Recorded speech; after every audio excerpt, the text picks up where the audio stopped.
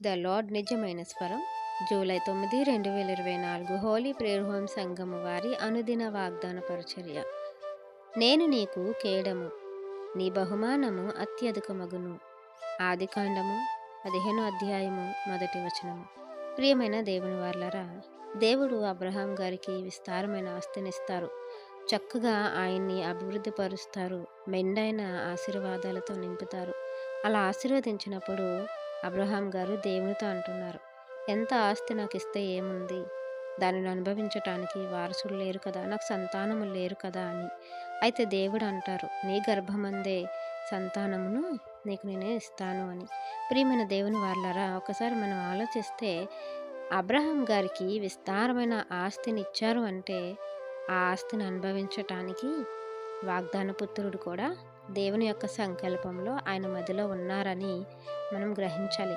మనము ఏదైతే అనుకుంటున్నామో అది ఎప్పుడు ఇవ్వాలో, ఎలా ఇవ్వాలో, అసలు ఎందుకు ఇవ్వాలో అన్న సంకల్పం దేవుని మధ్యలో ఉంటుంది. కాబట్టే మనం ఆశించేది కాస్త ఆలస్యమైన దేవుడు అద్భుత రీతిలో మనకు అది అనుగ్రహిస్తారని మనం నమ్మినప్పుడే దాన్ని మనం పొందుకుంటాము.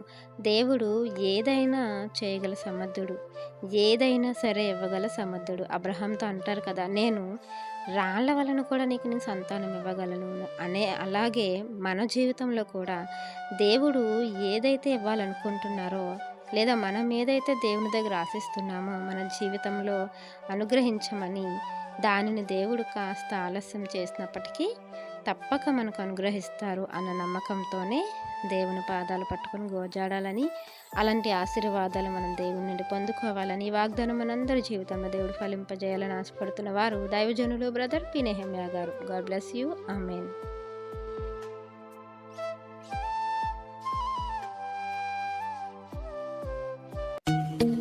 Hi friends, holy prayer home Gajuwaka సంఘము వారు మాట్లాడిన విలువైన దేవుని సందేశములను మీరు వినటానికి మా యొక్క యూట్యూబ్ ఛానల్ హోలీ ప్రేయర్ హోమ్ను సబ్స్క్రైబ్ చేసుకొని పక్కనున్న బెల్ ఐకాన్ క్లిక్ చేయగలరు.